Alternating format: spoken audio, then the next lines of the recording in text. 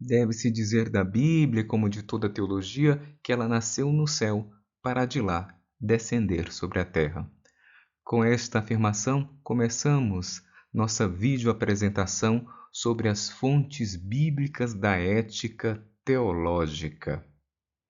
É uma citação já antiga, poderíamos dizer secular, se considerarmos que foi escrita em 1928, nesta famosa revista de teologia chamada Nouvelle Revue Théologique. O autor escreveu justamente sobre os 60 anos de teologia moral. E ele coloca em destaque a importância das Sagradas Escrituras como fonte teológica da moral católica. Afinal, continua ele, qual livro mais belo de teologia moral que o Novo Testamento em quase toda a sua inteireza? Vocês podem agora vislumbrar a imagem de Arthur Vermeersch. É um belga jesuíta que por muitos anos deu aula na Universidade Gregoriana como professor da Cátedra de Teologia Moral. Arthur Vermeersch, nesse artigo, ele continua dizendo que a moral católica, se ela quer ser uma moral teológica, ela precisa ter como fundamento, nós estamos falando justamente das fontes propriamente teológicas da teologia moral, da ética teológica, ela precisa ter como fundamento o duplo depósito da revelação. E talvez aqui vocês se recordem da atividade acadêmica Teologia Fundamental com o professor César Alves, não? E qual é esse duplo depósito da revelação? A Sagrada Escritura e a tradição. Então, você poderia se perguntar, bem, parece que ele não está falando algo muito diferente do que eu acabei de ler na introdução desta semana, né? Então, né, assim, o que tem de diferente? Por que, de fato, essa moral que vem depois do pós-concílio, essa ética teológica, que também se costumou agora chamar a teologia moral, o que tem de diferente, né? Porque, em princípio, e quando eu digo em princípio, eu penso em tese, tudo parece o mesmo, não? Assim, nós temos essa mesma fonte, né? Aí é que está a questão. Nós vamos, no próximo slide, compreender que, embora o princípio seja o mesmo, o fazer teológico é distinto.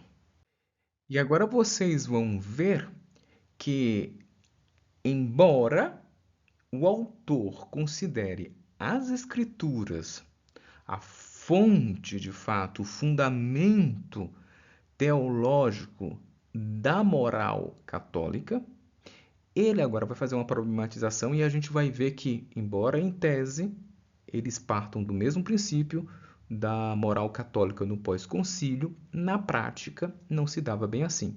E a observação é feita pelo próprio autor. Essa citação é retirada do mesmo artigo. Ele diz, contudo, a parte reservada às Sagradas Escrituras parece mínima, isto é, nos escritos gerais de teologia moral. Sobretudo, ele continua, nos manuais de teologia moral. Que manuais são esses? São os manuais que os estudantes, os seminaristas, eles tinham em suas mãos em sua formação presbiteral. E nós vamos dar um exemplo disso tomando o manual do próprio Arthur Vermeersch. Esse manual que era um manual que ele dava justamente esse curso na Universidade Gregoriana. Embora a editora aí seja belga, né, assim, vocês vão ver também que se vocês ampliarem depois ou com o PDF, vocês vão ver que de fato é uma publicação da Universidade Gregoriana e é o manual dele de teologia moral. Essa é a parte mais fundamental. Se lembra da moral geral, né, assim, e ele chama, interessante que ele já chama de moral fundamental e também tem a moral especial. Então aqui são os princípios gerais da moral, tá bom? Nesse primeiro tomo. Vamos ver como é que ele dividia, que parte ele reservava às escrituras nesse primeiro tomo. Vejam que eu tentei ampliar um pouco o índice do livro e vocês veem os artigos 1, 2, 3, 4, 5, né, assim, que foram precedidos por um proêmio, né, assim, faz uma definição da teologia moral, a teologia moral e ciências afins, né, assim, depois a relação que essa disciplina de teologia moral tem com o próprio direito, né? Veremos na história da teologia moral que o curso de teologia moral chegou a uma época que era dado juntamente com o curso de direito canônico, né? Entra no tema das fontes da teologia moral, artigo 3, artigo 4, né, sobre o método da teologia moral, né? E olha só, no artigo 5, não é nem dedicado todo o artigo, né? No artigo 5, que são essas notas históricas, né, sobre a teologia moral, né, assim, é aí que ele, no primeiro tópico, e a gente fala aqui da página 19, ok? Ele fala justamente da moral no Novo Testamento, né? E olha só, ele dedica, né, assim, um breve trecho sobre a moral no Antigo Testamento e depois já entra nessa etas apostólica, ou seja, da idade apostólica. Depois a idade dos padres enquanto tal. Né? E assim vai, né? Assim, depois da escolástica, né? No período medieval, e vai seguindo o curso dele. Vejam como era mínima, de fato, a tratação da teologia moral. Como é que você se explica, Arthur Fermiche? Vamos ver a explicação que ele dá. E aqui se encontra a explicação do nosso amigo. Ele diz o seguinte, gente, prestem atenção. Na primeira época da história da igreja, que é a época dos padres, o recurso à Sagrada Escritura era constante. Eles constantemente faziam esse recurso às Sagradas Escrituras, tudo bem? Pois bem, esse recurso constante foi formando uma tradição, né? Assim, a igreja foi recolhendo todo esse benefício, toda essa trabalheira, vamos dizer assim, que tiveram já os, os padres da igreja. Já foi canonizando os resultados, né, assim, das suas investigações, né, assim, sobre as escrituras, tá bom? E isso aconteceu através de concílios, através de bulas, né, através de decretos das congregações romanas, tá bom? Então agora, já que esse trabalho foi feito, nós não precisamos sempre voltar de novo à origem. A gente não precisa voltar às escrituras porque já está tudo aí, né? Já foi sendo acumulado ao longo da história. A gente precisa já ir, por isso que a gente pode ir diretamente aos concílios, às bulas, pode ir já direto aos decretos, né? Se olha só como é interessante. Ou seja, pouco a pouco formou-se de certo modo uma moral tradicional que depois, na alma dos fiéis, um fundo comum de persuasões evangélicas. Então, ele vai acreditar que aparentemente não tem nada dedicado às Sagradas Escrituras, mas, né, assim, elas estão ali lá por detrás. A inspiração última vai ser sempre as Escrituras, né? Pois bem, a gente sabe que não é bem assim, né? Assim, a moral católica no período justamente anterior ao concílio vai ser uma moral que cada vez mais voltada mais ao direito do que à própria teologia.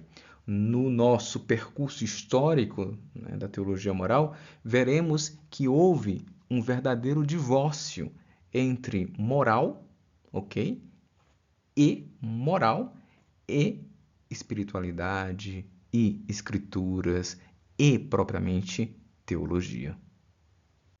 E isso não significa dizer que já antes da própria publicação de Vermeer, a igreja não tivesse noção da importância de uma renovação dos estudos teológicos a partir das Escrituras. Vejam aí essa encíclica Providentissimus Deus de Leão XIII. Ela foi escrita em 1893, né? Assim, e vejam que o Leão XIII ele tinha muito consciência de uma necessidade de uma renovação da teologia e que essa renovação deveria passar pelas Escrituras. É muito desejável e necessário que o uso da Divina Escritura penetre e governe o universo da teologia como sua própria alma. E, finalmente, todo esse movimento, vejam que havia uma consciência de uma necessidade de renovação, não? E essa consciência só foi aumentando, nós não temos como aqui entrar em maiores detalhes históricos, tá bom?